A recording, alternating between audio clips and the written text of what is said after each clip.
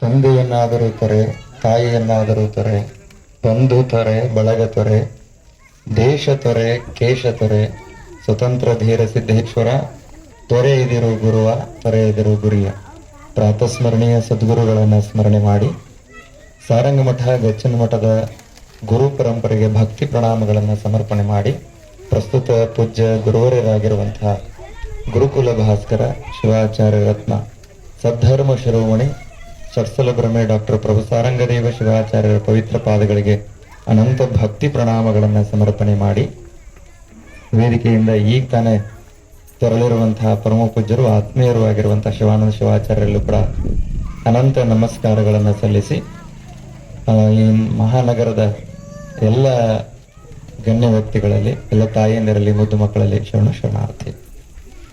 ಇವತ್ತು ನಾಗೂರು ಬಡಾವಣೆಯೊಳಗೆ ಪ್ರತಿ ವರ್ಷದ ಪದ್ಧತಿ ಹಂಗೆ ಸಾಯಿ ಬಳಗದವರಿಂದ ಪಾದಪೂಜೆ ಹಾಗೂ ರಕ್ಷಾಬಂಧನ ಕಾರ್ಯಕ್ರಮ ಇಟ್ಕೊಂಡಿದ್ದಾರೆ. ಖಂಡಿತ ಬಹಳ ಉತ್ತಮವಾಗಿರುವಂತಹ ಕಾರ್ಯಕ್ರಮ. ಪೂಜ್ಯ ಗುರುಗಳವರನ್ನ ಶ್ರಾವಣ ಮಾಸದಲ್ಲಿ ಎಲ್ಲರೂ ಕರೆದು ಪಾದಪೂಜೆ ಮಾಡ್ತಾರ. ಇದೊಂದು ವಿಶೇಷ ಏನು ಅಂತಂದ್ರೆ ಎಲ್ಲರೂ ಸೇರ್ಕೊಂಡು ಒಂದೇ ಸರಿ ಪೂಜೆ ಮಾಡ್ಬಿಡುದು ಅಂತ.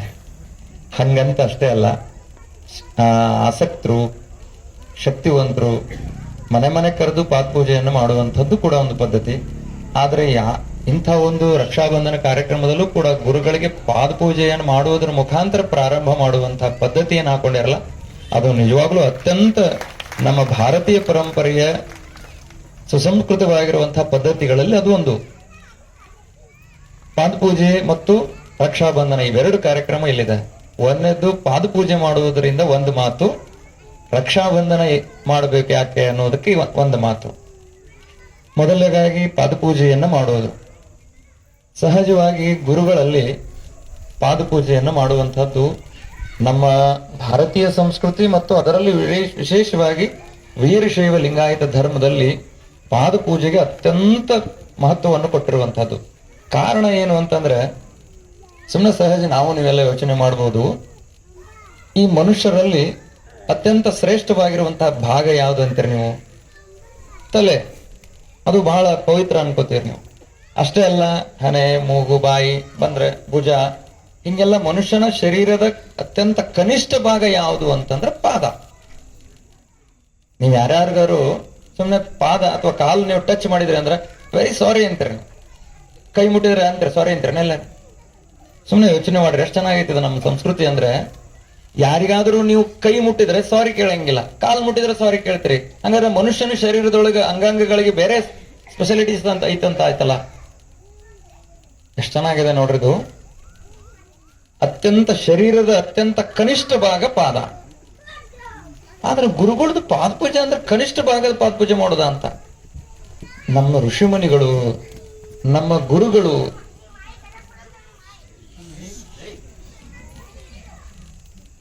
ಏನ ಹೇಳಾಕ್ತಿದ್ನಲ್ರಿ ನಾನು. ಅಂದ್ರೆ ನಮ್ಮ ನೆನಪಾಗ್ಬಿಟ್ಟಿಲ್ಲ ಹಂಗೆ. ಅದಕ್ಕೆ ಋಷಿಮುನಿಗಳೆಲ್ಲ ಇಂತಹ ಪದ್ಧತಿಯನ್ನು ನಮ್ಗೆ ಯಾಕೆ ಹಾಕಿಕೊಟ್ರು ಅಂತಂದ್ರೆ, ಅತ್ಯಂತ ಗುರುಗಳು ಎಷ್ಟು ಪವಿತ್ರ ಮತ್ತು ಅವರು ಎಷ್ಟು ಶ್ರೇಷ್ಠ ಅನ್ನೋದನ್ನ ಇಲ್ಲಿ ಕಲಿಸ್ಕೊಡಕ್ ಹೊಂಟಾರ ನಮ್ಗೆ ಅವರು. ಒಬ್ಬ ಮಹಾನ್ ಗುರುವಿನ ಪಾದಪೂಜೆಯನ್ನ ನಾವು ಸದ್ಗುರುಗಳ ಪಾದಪೂಜೆಯನ್ನು ಯಾಕೆ ಮಾಡಬೇಕು ಅಂತಂದ್ರೆ, ಆ ಶರೀರದೊಳಗಿರುವಂತಹ ಕನಿಷ್ಠ ಭಾಗವೇ ಪಾದಪೂಜೆಯಿಂದ ನಮ್ಮ ಮನೆ ಉದ್ಧಾರ ಆಗ್ತದೆ, ನಮ್ಮ ಮನಸ್ಸು ಉದ್ಧಾರ ಆಗ್ತದೆ, ನಮ್ಮ ಬಾಳು ಉದ್ಧಾರ ಆಕತಿ ಅಂದ ಮೇಲೆ ಆ ಗುರುಗಳ ಇನ್ನ ಉಳಿದಂತಹ ಎಲ್ಲ ಭಾಗಗಳು ಅಂದ್ರೆ ಅವರ ಜ್ಞಾನ, ಅವರ ತನು ಇನ್ನೆಷ್ಟು ಪವಿತ್ರ ಇರಬೇಕು ಅಂತ ಯೋಚನೆ ಮಾಡಬೇಕು ಅನ್ನುವಂತಹ ಕಾರಣಕ್ಕಾಗಿ ಅದನ್ನು ಮಾಡಿದ್ರು. ಒಬ್ಬ ಗುರುಗಳ ಸದ್ಗುರುಗಳ ಪಾದವೇ ಅಷ್ಟೊಂದು ಶ್ರೇಷ್ಠವಾಗಿರ್ಬೇಕಾದ್ರೆ ಏನ್ರಿ ಶ್ರೇಷ್ಠ ಅಂತೀರಿ ಅಂತ ನಾವೆಲ್ಲ ಯೋಚನೆ ಮಾಡಬಹುದು. ಸುಮ್ಮನೆ ನಮ್ಗೆ ನಿಮ್ಗೆಲ್ಲ ಗೊತ್ತಿರುವಂತ ಸಂಗತಿ ಏನಂದ್ರೆ, ನಿಮ್ ಮನೆಗೆ ಹೊಸದಾಗಿ ನಿಮ್ ಮನೆಗೆ ಸೊಸೆಯನ್ನು ಮಾಡ್ಕೊಂಡಿರ್ತಾರೆ. ಸೊಸೆ ಮಾಡ್ಕೊಂಡ ಮೇಲೆ ಆ ಸೊಸೆ ಕಾಲ್ ಹಾಕ್ತಾಳ, ನಿಮ್ಗೆಲ್ಲ ಗೊತ್ತಿರುವಂತ ಸಂಗತಿನ. ಕೆಲವರೆಲ್ಲ ಕಟ್ಟಿ ಕೂತ್ ಮಾತಾಡ್ತಿರ್ತಾರೆ, ಏನ್ ಯವ್ವ ನಮ್ ಸೊಸೆ ಕಾಲ್ ಹಾಕ್ಯಾಳ. ಒಂದಿದ್ದದ್ದು 4 ಅದು, 4 ಇದ್ದದ್ದು 6 ಅದು. ಏನು? ಮನೆ ಮತ್ತು ಮನಸ್ಸುಗಳು. ಏನ್ ಹೊಟ್ಟೆಯನ್ನು ಬಂದಾಳ ನಮ್ಮ ಮನ್ಯಾಗ ಏನ್ ಕಾಲ್ ಹಾಕ್ಯಾಳ್ರಿ, ಏನಾಗ್ಯದ್ರಿ? ಎಲ್ಲ ಮುಗಿದ. ಇನ್ ಕೆಲವ್ರು ಕಟ್ಟೆ ಕೂತಾಗ ಅಥವಾ ಮಹಾತ್ಮರ ಜೊತೆಗೆ ಎಲ್ಲಾರು ಬಂದಾಗ, ಏನ್ರಿ ಅಪ್ಪರ ನಮ್ ಸೊಸಿ ಏನ್ ಬಂದಾಳಲ್ರಿ, ನಮ್ಮ ಮನೆಗೆ ಏನೇನೋ ಕಡಿಮೆ ಆಗಿಲ್ಲ ನೋಡ್ರಿ. ನಮ್ಮ ಮನೆ ಏರ್ಕೋತ್ ಹಂಗ ಹೊಂಟೈತ್ರಿ. ನಮ್ದೆಲ್ಲವೂ ಚಲೋ ಆಗೈತ್ರಿ. ನನ್ನ ಸೊಸಿ ಎಂದ ನಮ್ಮ ಒಳಗೆ ಕಾಲಿಟ್ಟಾಳಲ್ಲ ನಮ್ಮ ಮನ್ಯಾಗ, ಅಂದಿಂದ ನಮ್ಮ ಮನೆಗೆ ಒಂದು ಏನೋ ವಿಶೇಷವಾದ.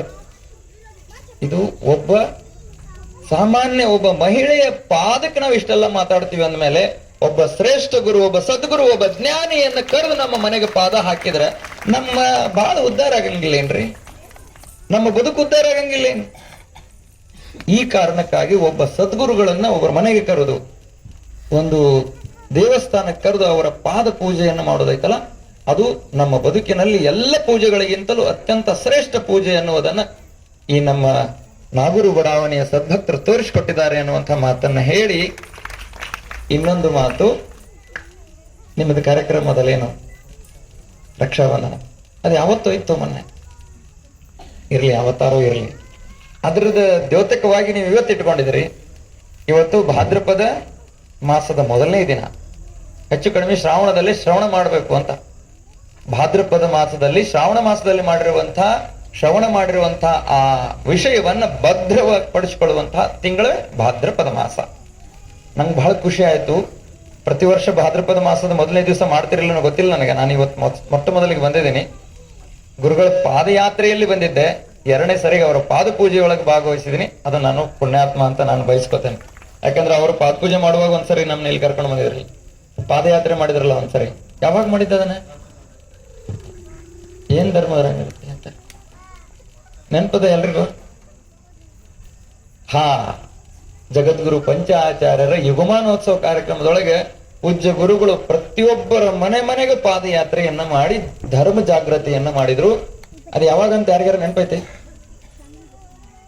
ಏನ್ರಿ ಅಜ್ಜಾರ, ಮೊಬೈಲ್ ಬಂದ ಮೇಲೆ ಮನ್ಯಾಗಿನ ಫೋನ್ ನಂಬರ್ ಮಾರ್ತೋಗ್ಯಾವ್ರ, ಹೆಸರ ಮಾರ್ತೋಗ್ಯಾವ್ರ. ಕರೆಕ್ಟ್ ಆಗಿ ಹೇಳ್ರಿ ನೋಡೋಣ. ಯಾರಿಗೂ ನೆನಪಿರಂಗಿಲ್ಲ, ಎಲ್ರು ಮೊಬೈಲ್. ನಿಮ್ ಯಜಮಾನ್ರ ನಂಬರ್ ಪಟ್ ಅಂತ ಹೇಳ್ರಿ ನೋಡೋಣ. ಸೇವ್ ಮಾಡಿಬಿಟ್ಟಿವ್ರಿ, ಹೆಂಗ್ ನೆನ್ಪಿಡ್ತೈತ್ರಿ? ಅಂದ್ರೆ ಮನುಷ್ಯನ್ ಮೆಮೊರಿ ಬಹಳ ಕಡಿಮೆ ಆಗ್ಯದ ಮೊಬೈಲ್ ಬಂದ್ಮೇಲೆ. ಮೋಸ್ಟ್ಲಿ ಅದು 2019 ಅನ್ಸುತ್ತೆ, ಹೌದಲ್ಲ? ನಮ್ ಶೇಖಪ್ಪರ್ ಎಲ್ಲ ನೆನ್ಪಿಟ್ಟಿರ್ತಾರ ಪಕ್ಕ. ಇರ್ಲಿ, ಅವಾಗ ಮಾಡಿದಾಗ ಒಂದ್ಸರಿ ಬಂದಿದ್ದು. ಆ ನಂತರದಲ್ಲಿ ಈಗ ನಾನು ಮತ್ತೆ ನಿಮ್ಮ ಹತ್ರ ಬಂದಿದ್ದೀನಿ. ಖುಷಿ ಸಂಗತಿ ಏನು ಅಂತಂದ್ರೆ, ಅದು ನೂಲು ಹುಣ್ಣಿಮೆ ದಿವಸ ಇರ್ತದೆ. ಯಾವುದು? ರಕ್ಷಾಬಂಧನ. ಅದು ಸಹೋದರ ಸಹೋದರಿಯಿಂದ ಬಯಸುವಂತಹದ್ದು, ಅಥವಾ ಸಹೋದರಿಗೆ ನಾನು ನಿನ್ ಜೊತೆಗಿದ್ದೇನಂತ ಹೇಳೋದು ಅಷ್ಟೇ ಅಲ್ಲ. ಬಂಧನ ಅದು ಯಾವ್ದಾದ್ರೂ ಆಗ್ಬೋದು. ಭವಬಂಧನದಿಂದ ಮುಕ್ತರಾಗಬೇಕು ಅಂತ ಐತಿ. ಆದ್ರೆ ನಾವು ಬಂಧನಕ್ಕೊಳಗಾಕ್ಕಿವಿ. ಅದಕ್ಕೆ ಗುರುಗಳಿಗೆ ಯಾರು ರಕ್ಷಾಬಂಧನ ಮಾಡಂಗಿಲ್ಲ. ಯಾಕಂದ್ರೆ ಅವ್ರು ಯಾವ ಬಂಧನದಲ್ಲೂ ಇರಬಾರ್ದು ಅಂತ. ಅದು ತಂಗಿ ಆದ್ರೂ ಸರಿ, ತಾಯಿ ಆದ್ರೂ ಸರಿ, ಆ ಬಂಧನದಲ್ಲಿ ಗುರು ಇರಬಾರ್ದು ಅಂತ. ಆ ಕಾರಣಕ್ಕಾಗಿ ಗುರುಗಳಿಗೆ ಯಾರು ರಕ್ಷಾಬಂಧನ ಕಟ್ಟಂಗಿಲ್ಲ. ಅಯ್ಯೋ ಅವ್ರೇನೋ ರಾಖಿ ಕಟ್ಕೊಳಂಗಿಲ್ಲ ಅಂತ ಏನೇನ ಅಂದ್ರೆ ಇವ್ರು ಬೇರೆ ತಿಳ್ಕೊಂಡ್ಬಿಟ್ಟಿರ್ತಾರ. ಒಲ್ಲೆ ಅಂತ ರಕ್ಷಾಬಂಧನ ರಾಖಿ ಕಟ್ಟಬೇಡ್ರಿ ಗುರುಗಳಿಗೆ.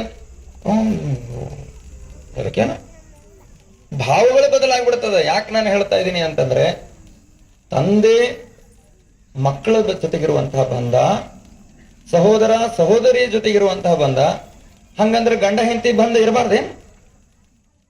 ನಿಜ ಗೊತ್ತಿರ್ಲಿ, ಯಾವ ಭಾವದಿಂದ ನಾವು ಅದನ್ನು ಕಟ್ತೀವೋ ಅದು ನೂಲದ. ಅದು ಕಟ್ಟೋ ದಾರಲ್ಲ, ನೂಲ್ ಅಂತಿರ್ಲಿ. ಅದಕ್ಕೆಲ್ಲ ಹಿಂದಿನ ಕಾಲದಲ್ಲಿ ನೂಲ್ ಅಂತಿದ್ರು.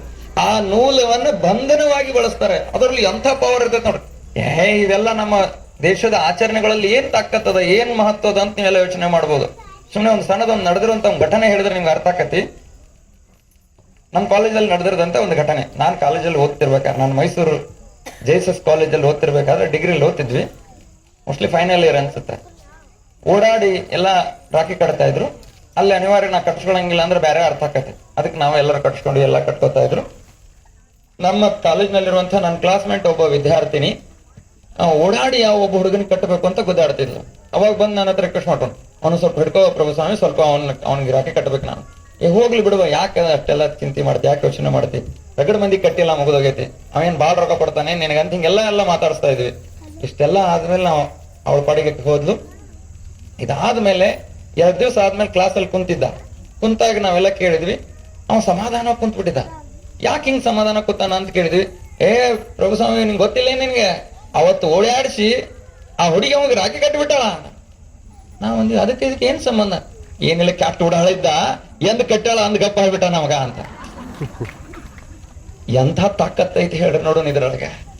ಒಬ್ಬ ವ್ಯಕ್ತಿಯ ವ್ಯಕ್ತಿತ್ವವನ್ನು ಸರಿಯಾದ ದಾರಿಯಲ್ಲಿ ತೆಗೆದುಕೊಂಡು ಹೋಗುವಂತ ತಾಕತ್ ಎದ್ರೊಳಗಡೆ ಇದ್ರೆ ಅದು ನೂಲಿನೊಳಗದ, ಒಂದು ದಾರದೊಳಗೆ ತಾಕತ್ತದ. ನಮ್ಮ ದೇಶದ ಸಂಸ್ಕೃತಿ ಇದು. ನಮ್ಮ ದೇಶದೊಳಗೆ ಇರುವಂತ ಸಂಸ್ಕೃತಿ ಇದೆಲ್ಲ. ಯಾವುದೇ ಕಾರಣಕ್ಕಾಗಿ ಸುಮ್ಮನೆ ಕಾಲಹರಣ ಮಾಡೋಕ್ಕೋಸ್ಕರ ಇನ್ಯಾವುದೋ ಕಾರಣಕ್ಕಾಗಿ ನಮ್ಮ ಸಂಸ್ಕೃತಿಯಲ್ಲಿರುವಂತಹ ಎಲ್ಲ ಪದ್ಧತಿಗಳನ್ನ ಮಾಡಿಲ್ಲ ನಮ್ಮ ಋಷಿಮುನಿಗಳು, ನಮ್ಮ ಗುರುಗಳು, ನಮ್ಮ ಗುರು ಪರಂಪರೆ. ಇದನ್ನೆಲ್ಲ ಮಾಡಿದ್ದು ಯಾಕೆ ಅಂದ್ರೆ ನಮ್ಮ ಹಿರಿಯರು ಇದರೊಳಗೆ ಅತ್ಯಂತ ಪವಿತ್ರವಾಗಿರುವಂತಹ ಭಾವನೆಗಳು ಇರ್ತಾವೆ ಅನ್ನೋ ಕಾರಣಕ್ಕಾಗಿ ಇಂತಹ ಎಲ್ಲ ಪದ್ಧತಿಗಳನ್ನು ಹಾಕಿದ್ದಾರೆ. ನೀವೆಲ್ಲರೂ ಕೂಡ ಅದನ್ನೇ ಕರೆ ಹೇಳ್ಬೇಕು ಅಂದ್ರೆ ಹೆಂಡತಿ ಗಂಡ ಕಟ್ಟಿದ್ರು ಏನ್ ತಪ್ಪಿಲ್ಲ. ಯಾಕಂದ್ರೆ ನೀನು ನನ್ನ ಜೊತೆಗೆ ಯಾವಾಗ್ಲೂ ನನ್ನನ್ನು ರಕ್ಷಣೆ ಮಾಡ್ಲಿಕ್ಕೆ ಅಂತ. ಯಾಕಂದ್ರೆ ಗಂಡ ಹೆಂಡತಿ ಕಟ್ಟಿರ್ತಾನೆ, ಏನ್ ಹೇಳ್ರಿ, ಹಾ ತಾಳಿ ಕಟ್ಟಿರ್ತಾನೆ ಅಂದ್ರೆ ಯಾರು ಬೇಕಾದ್ರೂ ಇದನ್ನ ಕಟ್ಟಬಹುದು. ಆದ್ರೆ ಇದು ನಿಜವಾಗ್ಲೂ ಒಂದು ಸಂಬಂಧ ಅಂದ್ರೆ ಭ್ರಾತೃತ್ವದ ಸಂಬಂಧ, ಸಹೋದರ ಸಂಬಂಧ ಅನ್ನೋ ಕಾರಣಕ್ಕಾಗಿ ಇದನ್ನು ಮಾಡಿದ್ದಾರೆ. ಅಂತ ಎಲ್ಲ ಸಹೋದರ ಸಹೋದರಿಯರಿಗೆ ಆ ಗುರುಗಳು ನಿಮ್ಮೆಲ್ಲರಿಗೂ ಆಶೀರ್ವಾದ ಮಾಡ್ಲಿ ಅನ್ನುವಂತ ಭಾವನೆಯನ್ನು ವ್ಯಕ್ತ ಮಾಡಿ ಬಹಳ ಪ್ರೀತಿಯಿಂದ, ವಿಶ್ವಾಸದಿಂದ, ಗೌರವದಿಂದ ಬರೀ ತಾಯಂದ್ರ ಕನಕ್ತಿರಿ ನನಗೆ ಒಟ್ಟ ಎಲ್ಲ ಮೇಳ ಹಿಂದದ. ಇಲ್ಲಿ ಎಲ್ಲ ಕುಂತಾರೆ, ಎಲ್ಲ ದೊಡ್ಡ ದೊಡ್ಡ ವಿದ್ವಾಂಸರು ಈ ನಗರದಲ್ಲಿ ನೋಡಿದ್ರೆ ಅವ್ರನ್ನೆಲ್ಲ ನೋಡಿದ್ರೆ ಅನ್ಸುತ್ತೆ ವೆರಿ ಜೆಂಟಲ್, ಅಂದ್ರೆ ಬಹಳ ತಿಳುವಳಿಕೆ ಇರುವಂತವರೆಲ್ಲ ಕೂತಿದ್ದಾರೆ. ನೀವೆಲ್ಲರೂ ಕೂಡ ಇಂತಹ ಒಂದು ಪವಿತ್ರವಾಗಿರುವಂತಹ ಕಾರ್ಯ ಮಾಡಿದಿರಿ ಅನ್ನುವಂತ ಮಾತನ್ನ ಹೇಳಿ ನಮ್ಮನ್ನು ಕರೆದು ಪ್ರೀತಿ, ವಿಶ್ವಾಸ, ಗೌರವವನ್ನು ತೋರಿಸಿರುವಂತ ನಾಗೂರು ಗ್ರಾಮದ ನಾಗೂರು ಬಡಾವಣೆಯ ಎಲ್ಲ ಗುರು ಹಿರಿಯರಿಗೆ, ತಾಯಂದಿರಿಗೆ, ಪೂಜ್ಯ ಗುರುಗಳಿಗೆ ನನ್ನ ಮಾತುಗಳನ್ನು ಸಮರ್ಪಣೆ ಮಾಡಿ ನನ್ನ ಮಾತು ಮುಗಿಸ್ತೇನೆ.